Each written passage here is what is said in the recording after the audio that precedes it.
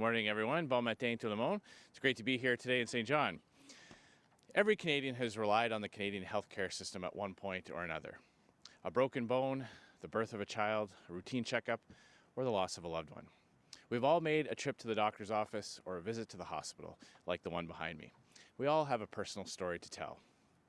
I'm here today to talk about how a new Conservative government will help make those stories a bit better. I want you, your elderly parents, your children, your loved ones, not to worry about wait times and not to worry about your bottom line. Today, medical imaging equipment across Canada is falling behind. We don't have enough equipment to meet the growing demand for potentially life-saving tests, and the wait times for important tests and treatments are too long as a result. For the amount of money Canadians pay in taxes, they deserve timely access to quality health services, and the very best in modern health technology and equipment. That's why, as Prime Minister, I will invest $1.5 billion in our first term to replace aging MRI machines and CT machines and increase the total number of machines in Canada's healthcare system. C'est pourquoi, comme Premier ministre, je vais investir $1,5 milliard pendant notre premier mandat pour remplacer les vieux appareils d'IRM et de CT et d'accroître le nombre d'appareils dans le système de santé canadien. Here in New Brunswick, the median wait time for a CT scan is 56 days, and for an MRI scan, 28 days. That is 56 days spent waiting to be tested, to say nothing of knowing the results. This investment will support the commitments made by the Higgs government to make public healthcare accessible and dependable, and to work with regional health authorities to prioritize expenditures to reduce wait times. It will help our healthcare providers across Canada to deliver quality services with the most up-to-date technology and give patients quicker access to reliable life-saving tests so they can get the treatments they need when they need them. Hundreds of thousands of Canadians are forced to miss work while they wait for an important test, and that is unacceptable. Je vais aider nos fournisseurs de soins partout au Canada à offrir des services de qualité avec la technologie la plus à jour et donner aux patients un accès plus rapide à des examens fiables qui sauvent des vies, pour qu'ils passent moins de temps dans les salles d'attente et plus de temps avec leurs proches. Des centaines de milliers de Canadiens et de Canadiennes doivent s'absenter de leur travail afin d'attendre pour un examen important. C'est inacceptable. It's also our seniors who are most likely to use the healthcare system. It's our parents and grandparents who are most likely to need one of these tests. And with Canada's aging population, the demand for MRI and CT tests is only going to increase. I'm proud to be here today to deliver real relief to Canadians, real help for you, your kids, your parents, and more help for your health. And just before the election, I made a commitment to Canadians. I wrote a letter to every premier in the country and signed my name to a guarantee that a new Conservative government will maintain and increase both the Canada Health Transfer and the Canada Social Transfer, and that we will also maintain the current funding formula. Un nouveau gouvernement conservateur va maintenir et augmenter le transfert canadien en matière de santé et le transfert canadien en matière de programmes sociaux. Et nous allons aussi maintenir la formule de financement actuelle. This commitment means that provinces will be able to count on stable, predictable funding to pay for their programs and deliver quality health care. The reality is that Canada's population is both growing and aging, and this presents new challenges for the healthcare system. But Justin Trudeau simply doesn't understand how his reckless and wasteful spending makes meeting those challenges more difficult. He said he would balance the budget. Instead, his out-of-control spending and never-ending deficits have added so much to our national debt. We are on course to $1 trillion in debt by 2035. Trudeau's debt and deficits mean higher taxes and threaten access to the health and social programs you all depend on. The only way to guarantee a stable, responsive, and accessible healthcare system over the long term is to balance the budget. And the only party that will do that is the Conservative Party of Canada. And at the same time, we will make targeted investments like the $1.5 billion I have announced today so you can get the healthcare you deserve. You deserve a government that knows it's already hard enough to get ahead in life without the government making it harder. You deserve a government that understands that balancing the budget is the best way to preserve the services that Canadians rely on the most, including healthcare. And you deserve a new Conservative government that that will live within its means and put more money in your pockets so you can get ahead. Vous méritez un gouvernement qui comprend que l'équilibre budgétaire est le meilleur moyen de préserver les services dont les Canadiens et les Canadiennes ont le plus besoin, dont les soins de santé.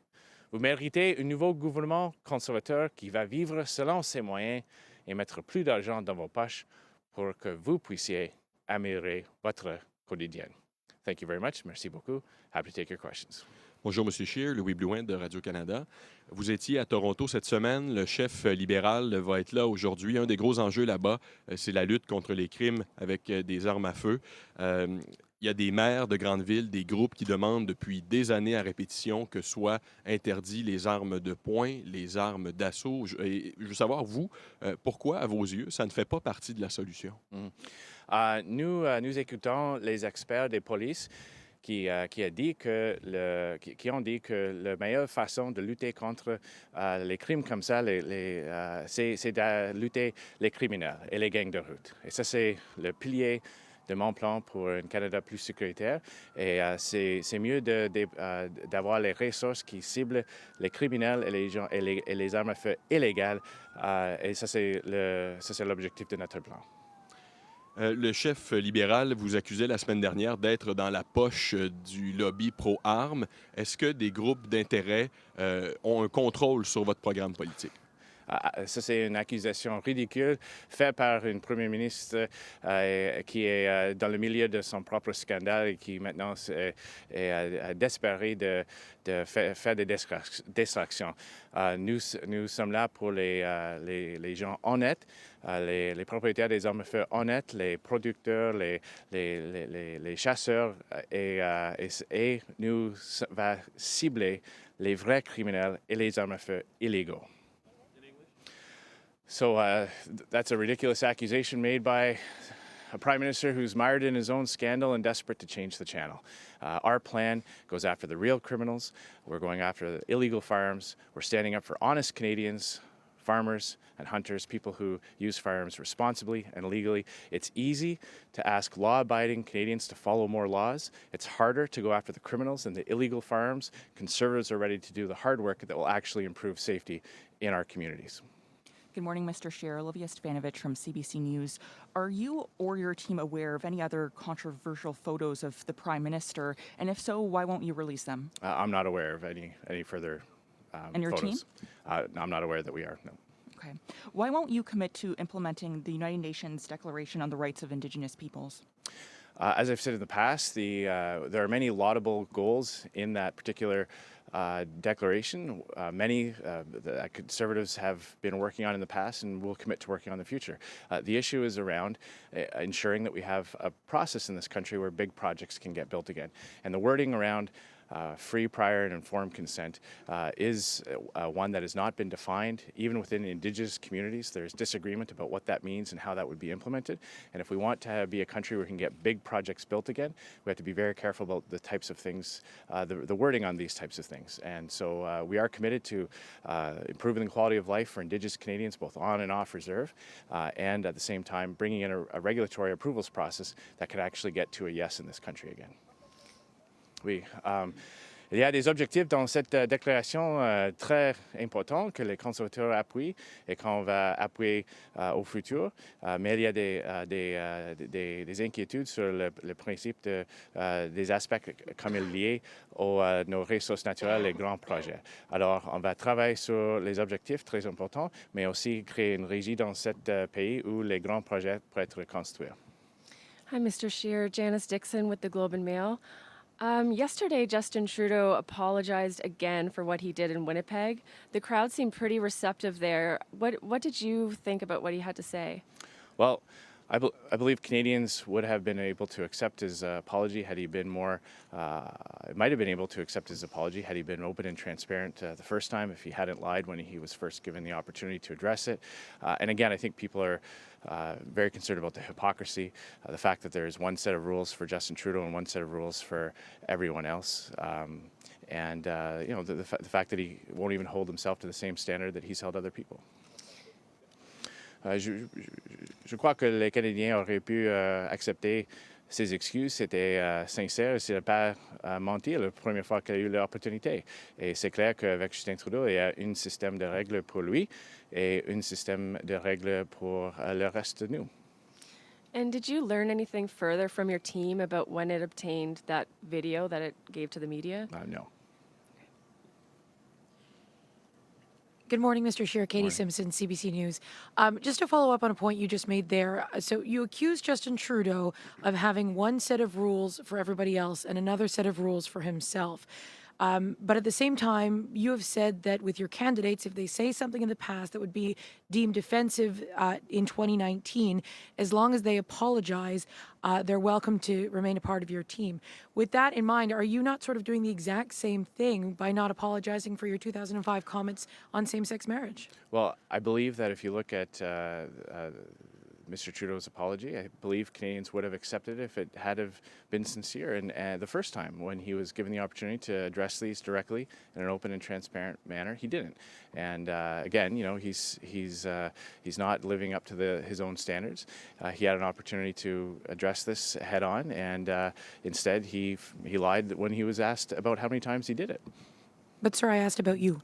Yeah, well, again, I've addressed that issue. The issue here is that when these photos and these incidents came to light, Justin Trudeau had an opportunity to address them head on, and in doing that, he lied about how many times it happened. So I think Canadians might have been able to accept his apology had he been honest and transparent the first time. Hello, Mr. Scheer. Kevin Gallagher, CTV National. I still think we'd like to hear if you're willing to apologize for comparing same-sex marriage to a dog's tail in 2005. Well, I have addressed that speech, and again, what we're talking about here, and what is the subject of these conversations in the last few days, is the way Justin Trudeau handled dealing with the incidents that came to light in his past. And I think Canadians might have been able to accept his apology had he been open and transparent the first time. Do you think Canadians accept your views back in 2005 about same-sex marriage? Obviously, we had a debate on that issue. Canadians had their say. Our country has moved on, our society has moved on, and I've moved on. C'est clair que notre pays a eu un débat sur cet enjeu. Les Canadiens ont fait le choix, la société a accepté, a passé de cet enjeu, et moi-même a fait la même chose. Mr. Scheer, Mike Couture from Global National. I want to ask you about immigration. You've said that our immigration system is broken. How will you fix it specifically, since immigration is crucial for our economy? Mm-hmm. What I've said in the past is that Canadians are losing confidence in our immigration system because Justin Trudeau has failed to do anything about the... But how will you fix it, sir? Sorry, it's about you now. Well, in your preamble, you framed it, so I'm addressing that. Canadians have lost confidence in the immigration system because Justin Trudeau has failed to deal with the tens of thousands of people who have crossed into Canada illegally. So what we're going to do, we'll have more to say during the campaign, is addressing that very issue and applying the principles of the safe third country agreement along the border so that people who have already reached a safe place make the asylum claim in that country. I just want to follow up. Oh, sorry. En français. Oui, je crois que les Canadiens ont perdu confiance dans notre système à cause de le fait que Justin Trudeau a échoué de régler le problème à Roxham Road. Et nous allons avoir plus de dire pendant ce campagne, mais ça va commencer avec l'application des principes dans l'entente entre les pays sûrs à nos frontières. I just want to follow up with a question on Bill 21. If elected Prime Minister, you're going to have to stand up for all Canadians, but how will you not challenge Bill 21, which a lot of people are seeing as discriminatory? Mm-hmm. Well, Bill 21 is being challenged. It is going through the courts, and the courts will decide on that. En français? Oui, mais les gens au Québec qui sont contre la loi 21 a fait un appel aux cours, et les cours vont trancher. Good morning, Mia Rabson from the Canadian Press. I asked you the other day whether or not you believe there should be any restrictions on the sale of semi-automatic weapons in Canada, and you didn't really give a response. Can you explain today why you think, or whether you think Canadians should be able to buy semi-automatic weapons in Canada? Mm-hmm. Well, Conservatives support robust regimes around the ownership, sale, and screening process for individuals themselves. We support having gun laws in place that maximize safety, that ensure that public safety is addressed in these types of things. There are many restrictions and limitations as part of that Conservatives have always supported in the past. What we're talking about is whether or not it is effective to have blanket bans on other types of firearms. And what we've heard is from police experts that it's more effective. It'll lead to safer communities if we use police resources to go after criminals and illegal firearms. En français? Oui, il y a beaucoup des règles. Il y a des règles dans notre régie pour les armes à feu ici au Canada que les conservateurs ont toujours appuyé, d'assurer la sécurité publique. Mais nous écoutons les experts que c'est mieux d'utiliser les ressources policières à lutter contre les gangs de route et les armes à feu illégaux. Canadian governments have been promising internationally for more than a decade to help phase out fossil fuel subsidies. You said this week you're cutting at least $1.5 billion in subsidies to corporations. Will you commit to living up to Canada's commitment to phase out fossil fuel subsidies, and over what time frame? As long as there is international demand for oil and gas, I believe that Canada should be the one supplying it. The projections for consumption of oil and gas well into the future are only expected to rise, and I believe it's much better for the world, much better for our environment, for Canada to be supplying that energy. It's better for Canadian energy to fill Canadian markets and to be exported around the world than oil and gas produced in countries without environmental standards like Saudi Arabia, like Venezuela, that don't have the same commitment to human rights. So I don't just believe the world needs more Canadian energy, I believe Canada needs more energy, and that's why I support the energy corridor, which will allow Western Canadian energy to reach Eastern markets. En français? Oui, les projections pour la consommation de pétrole est que la consommation va augmenter dans le futur, et je crois que c'est mieux que le Canada peut partager nos ressources naturelles avec le monde au lieu de les autres pays comme l'Arabie Saoudite, comme le Venezuela. Nous avons les standards environnementaux très élevés, et ça c'est mieux pour l'environnement si le Canada est le pays qui peut partager ses ressources naturelles. Good morning, Mr. Scheer. Silas Brown, Global New Brunswick. In this region of the province, you have 3 former MPs who are running against the people that they lost to in the last election. What's your pitch to New Brunswickers in this area who may have voted Liberal last time and you want to reconsider? Mm-hmm. Well, I hear that every time I come to New Brunswick. In fact, every time I travel all across the country, I hear so many people who say that they voted Liberal in 2015 and they're so disappointed because Justin Trudeau has turned out to be not as advertised. They did not get what they expected from this government. And so we've got a great blend of candidates in this region, people who have held the confidence of voters before, have provided excellent service to their constituents, and as well as new candidates who are running for the first time for us. So that's going to be a great mix of some veterans with experience and new MPs that can help bring about new ideas as well. So I'm very proud of the slate of candidates we have in New Brunswick and all across Atlantic Canada. What can you offer to New Brunswickers specifically that you don't believe Trudeau can? Well, when we look at Justin Trudeau's failures on things like NAFTA, failing to address the failing to get any resolution in negotiations with the United States to do anything long-term on softwood lumber, we know the carbon tax is having a disproportionate effect on New Brunswickers, both on the individual side and on important industries like forestry.